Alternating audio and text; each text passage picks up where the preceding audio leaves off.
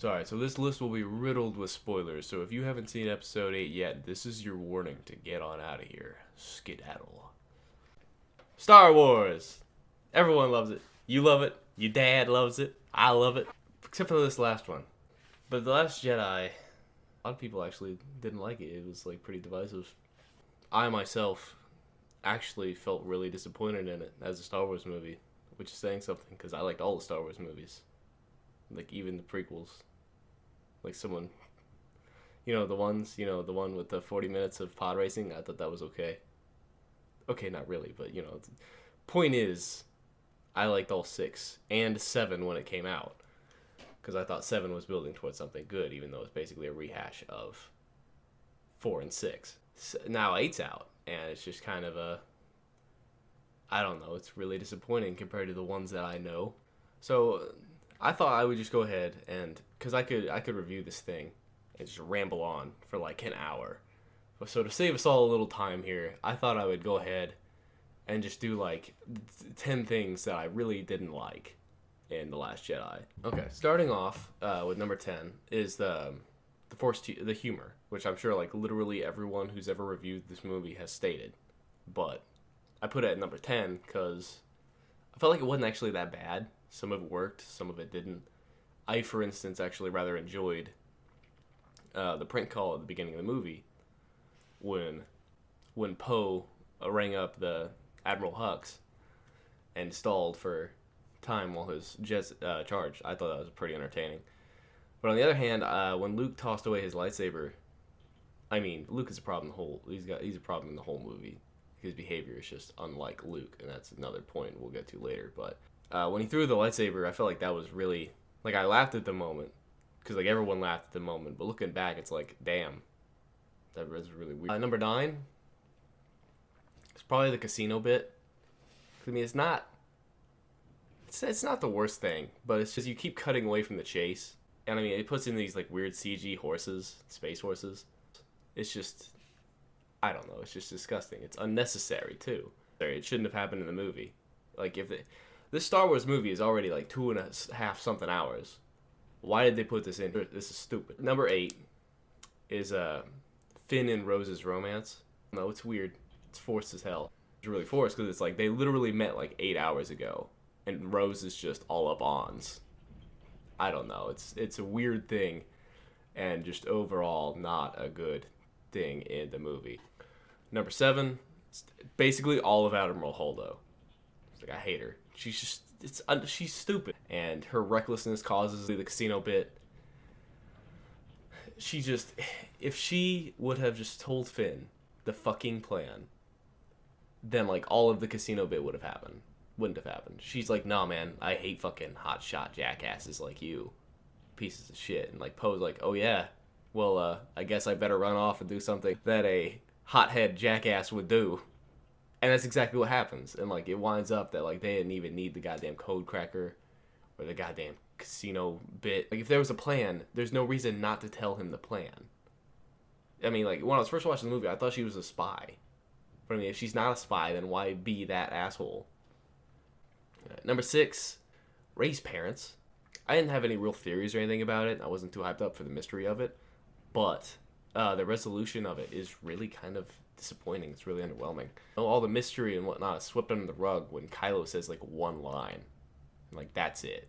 So, like it's just a little annoying when you consider how much buildup was in episode 7 about her parents and who the mystery is, and like she looks up at the shuttle and sees it flying away, but it's like nah, psych. Her parents were actually just a couple of drunks who just sold her off for like money. And I mean, I kind of get what they were going for, because it's like, anybody can be a hero. That's what they're doing. That's the whole point of her being a nobody, I think, because it's like, all right, anyone can be a hero. But the thing is like, no, not anyone can also be a hero at the same time, because she's like special in her way, I guess, because like she's right, Kylo's opposite. That's the reason she's so strong too, because like not everyone can be a hero. Alright, number 5, there were a lot of deaths. This movie is weird because I feel like it goes nowhere, because like all they do basically, the rebels run away from a rebel base, and then get their ass kicked in space, and then run away from a rebel base again, and then credits roll. But like throughout that, there is actually a lot of deaths. A lot of characters are killed off. There's a lot of disappointing deaths. Snoke, for instance, Snoke was supposed to be the all-powerful new Sith Lord going to seduce Rey to the dark side, but he just gets chopped in half and dies, and there's no hint of him coming back. I sort of was hoping that they were going to pull like a Emperor Callus from Destiny and have Snoke there be a robot. Be like, psych, he was never there, and now he knows you're a traitor, Kylo. But that doesn't happen. Snoke's just kind of dead. Snoke's just kind of dead on the floor there. Throughout the interviews and stuff and other media, she's supposed to be hyped up as the new Boba Fett. She's supposed to be the badass character. I liked her, actually, personally. I have like a figure of her sitting 2 feet from me. She dies. Her hype up is just stupid too, because like she gets like a 7-second fight and then she just like falls to the deck and dies. There's like almost no point in her character. Like you could remove her from the entire canon and there'd be like no repercussions. All right, next up is Luke, and of course like Luke's death is, oh, it's shameful, dude. It really is. This movie is just weird because it tries to have things both ways, where it's like, oh. Kylo didn't strike down Luke because he wasn't even on the planet. He was using a Force ghost. Gotcha. But, you know, I thought that was cool. I thought Luke would just be on his planet and then come to help the rebels later or something. But, like, psych, he just dies because the energy that he used from the Force ghost killed him anyways. I mean, like, what the fuck? What's the point in that? If he was gonna die from Kylo anyways, why wouldn't he have just actually come there? It's just shit like this, man. Shit like this. And last on the death list is Admiral Akbar. It's an old character with some fans, and it's just like, wow, he just gets sucked into space and he's dead. And it's like there's nobody even says anything about it. He just dies. All right, number 4.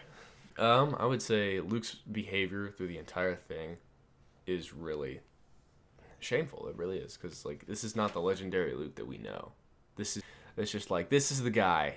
This is the same dude who's like, I see good in everybody. That Darth Vader over there who is like genocided people and just like he just murder kills all those younglings and hunts down the Jedi, and it's just an evil ass motherfucker. And Luke sees good in him. But then like there's like Kylo Ren several years later. Kylo Ren is there and he's just like, oh, I don't know, man. I kinda see the dark side in him. He's got dark side tendencies, is the quote. Why? In a brief moment of weakness, he tries to kill him. Why would Luke try to kill Kylo Ren? That doesn't make sense. Number 3, I say an increasing focus on Rey for number 3, which not that Rey's a bad character, but she's actually kind of becoming more of a Mary Sue, I guess. She could do anything. She's just the most powerful, awesome, badass Jedi you've ever seen, but like she's had like no training. She can just like lift up all those rocks at the end after like staying with Luke for like a couple of days. The in-canon explanation is as Kylo grows stronger, Rey will go stronger. If you ask me, Kylo's kind of a weak guy. He's not that strong on the dark side. It's obvious that he's flip-flopping. So why is Rey so fucking strong? And like on top of that, she's so good with like a lightsaber now. Like the thing was in the movie, or on the movie set rather, she was trained by like actual people, actual swordsmen, or you know, stunt people. But the thing is, they never actually showed a training montage in the movie to show her get that good. Instead, like she just becomes a lightsaber wielding master by swinging at rocks for a few hours. That's silly. Number 2. Nobody switches sides in the Force. It's obvious that Rey is supposed to become like a dark side character. Like immediately, as Luke and her are sitting on that rock, and she reaches out through the Force, and she sees the dark side hole, she immediately goes for that hole. It's like overly obvious that she's supposed to be an evil character. And Kylo is weak. Kylo is constantly just doubting himself as like the next Sith Lord, and he can't kill his mother.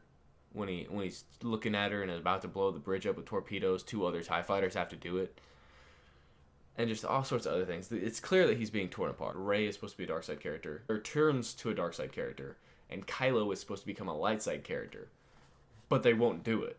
And if it's going to be a trilogy, then you've wasted too much time. Because now, like, either all the turning will happen in 9, and it'll be weird, or it won't happen at all. It's disappointing. I feel like they fucked up this trilogy. I thought this was going to be show off more of the fluidity of the Force, and how people come to turn, like, from the sides that they were originally on. Number 1 was actually the space battle.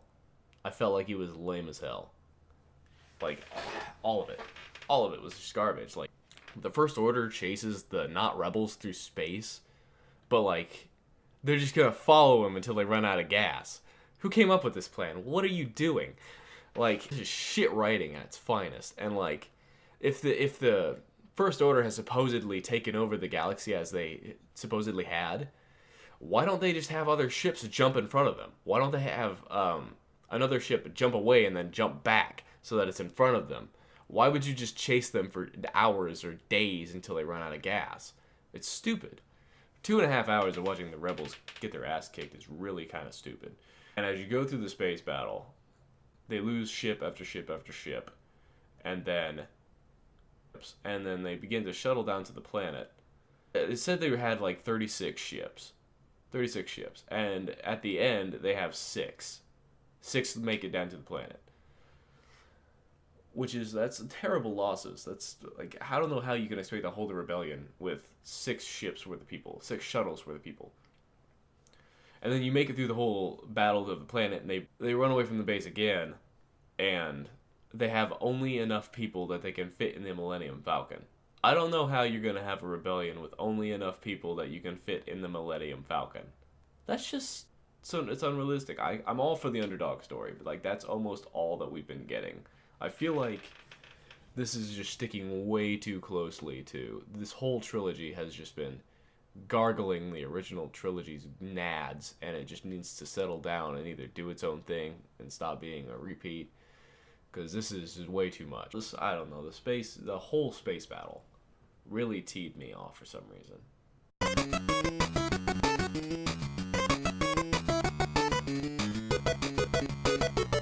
Altogether, it's not like the worst movie I've ever seen. It should have been a good movie, but, like, the flaws in it and what Riem did was just too much. I think if you ask me, the main reason that this Star Wars movie was the way it was because they didn't write out the trilogy beforehand. Instead, they just gave it to directors and, like, let them do what they wanted. And so the original guy, the guy who directed Episode 7, kind of set up his story and how he wanted to tell it. But then here comes Rian Johnson, who doesn't know or doesn't care about what the first guy set up. Rian just kind of does whatever he wants, and Rian tears the story asunder, kills a bunch of characters, changes Luke's behavior, and just does a whole mess of things that shouldn't have been done. And then he's going to hand it right back off to the guy who made the first movie. And so if the guy who made the first movie was allowed to do the entire trilogy, I think it would have been a lot smoother transition between all 3 movies. But also, it would have just been a better trilogy overall, because now you've got a feel in Episode 7 that feels like it feels like Star Wars, but it's sort of like a weird rip-offy Star Wars, because it's just Episode 6 and 4 again. But then in Episode 8, you've got a wild departure from it, and you've got all this weird humor and character changes and this weird casino bit that doesn't fit in, and, like, all the writing's weird, and they cut away from the chase a whole bunch, and it's just a weird thing. But then they're going to hand it back to the guy who directed the 7th movie again, and so he's going to have to look at this big mangled mess. I think how the director handles the 9th movie will be very interesting, because there is a lot of... He's got a lot of things to fix. The character deaths, I'm sure, will be hard for him to do what he originally planned on doing. But I'm hoping that he can pull it off, because I don't want to see another bad Star Wars movie like that. But hey, this has been my first video type like this, so I wanted to take a moment and thank you guys for listening to me ramble if you made it all the way to the end. Thank you very much. I love you. And if you guys want to see anything more like this, please tell me, because I will totally just ramble into a microphone for 30 minutes again. Bet. Like, believe it. But yeah, thank you guys so much for watching, and I will see you guys next time. Bye-bye!